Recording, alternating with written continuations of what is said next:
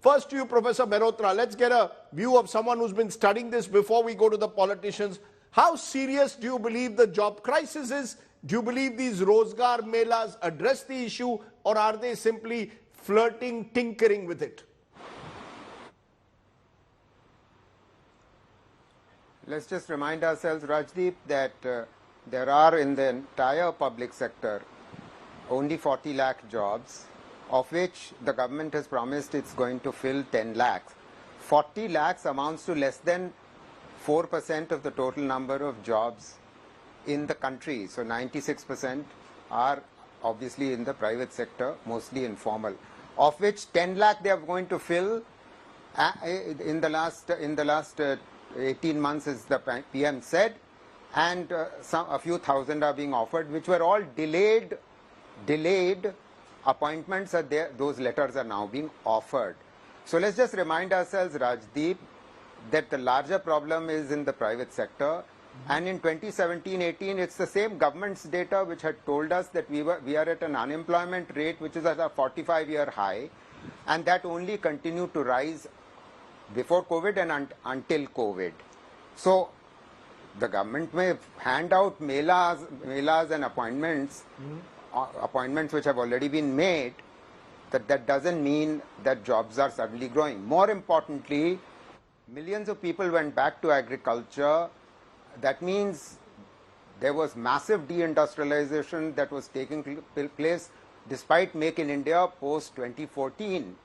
Because what we saw was an absolute decline in manufacturing jobs, and in COVID, some 60 million people went back to agriculture between 2020-21, and they have mostly not returned. Government data is telling us this.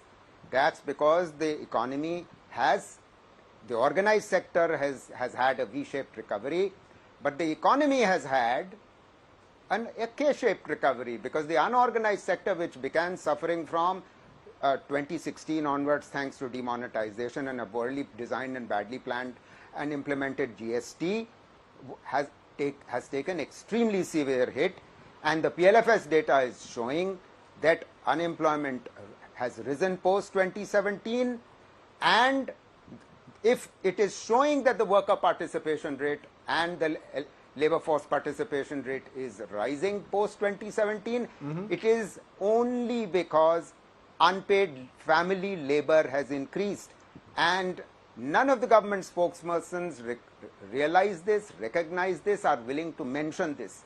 In my writings, and most economists who work seriously on employment issues know and understand this. Unpaid family labor is a sign of distress. Final point, Rajdeep, and I'm finishing. If unemployment is at a historic high and the employment rate has been falling, it is because it has shown increase recently, but it has gone nowhere back to the level it was in 2012. This is the point, that unemployment was only 2%. PLFS government data is showing it was 6% in 17-18, and although it's fallen slightly post the K-shaped recovery, most of the increase in employment is in unpaid family labor. There is some regular increase, but regular employment increases always take place. Okay.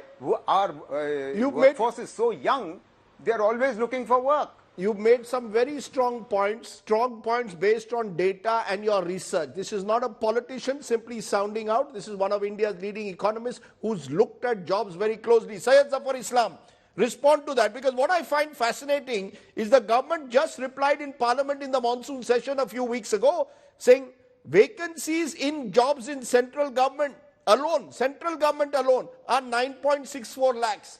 So it appears that the Prime Minister in these Rozgar Melas is essentially filling up some of those vacancies that have existed for a long period of time. It's not creating new employment. You're only giving employment to what was promised. These are vacancies that your own government is admitting exist at the moment.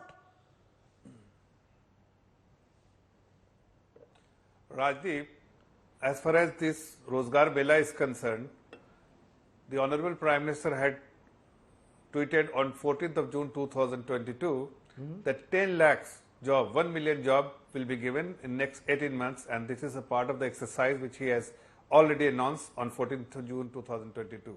So far 5.5 lakh job which has been handed over, this is a central government job, or this is a government job. Now, having said that, sir, this is to fill vacancies. Sir, this is to fill vacancies.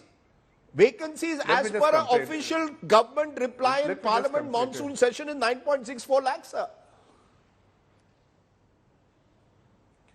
Yeah, so let me just reply to your question, Sure. Rajdeep. Please do. I heard you. This is the same question you're repeating time and again.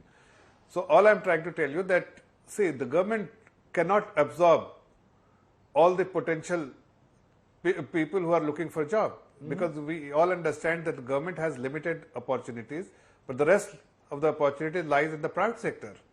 And what is important for us, or for any government, to create the environment, come out with a legislation which actually give boost to the business and create more and more opportunities. So as far as the government is concerned, and despite all the negative thing which has happened during last few years, COVID, Ukraine war, all these things happened, yet we have been able to take strong measures, structural reforms, and ensure that the business is growing, and a lot of policy reforms which has been taken and policy decision which has been taken, this is business friendly, plus the capital expenditure of the government of India, huge capital capex which has been part of the budget has been made, a large allocation every year on a year basis to ensure that there is an investment by the government, and the private sector also complement by investing as well.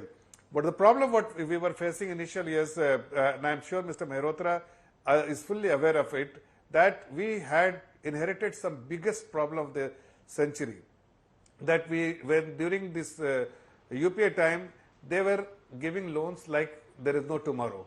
So from it, the balance sheet of 18 lakh in 2006, it ballooned to 53 lakh in next 6 years.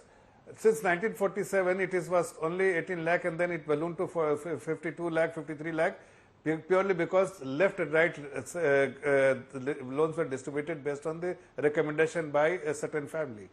What happened as a result in 2014, when we inherited, banks was in a really terrible shape. Companies which had taken loan were not in a position to repay those loans.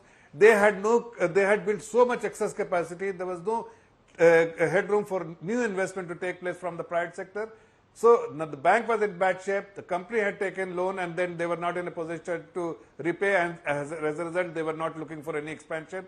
So we had to deal with this problem. We didn't come out with a white paper, otherwise everybody would have, the country's economy would have collapsed. And Mr. Mehrotra as an economist would understand that. Now, listen, just 10 seconds. Now we are in a situation where we have come up with, we have solved every situation which we were dealing with. Today, economy is thriving. We are firing all cylinders, and job is also being created. Lot of infrastructure investment is taking place. The capacity is okay. Now so you made your point, sir. You've not, sir. You are claiming that capacity is being increased, jobs are being increased. I'm only going to look at the figures, and I'll put out those figures. Basically, 2023-24 projection, real GDP 5.7, employment 1.1.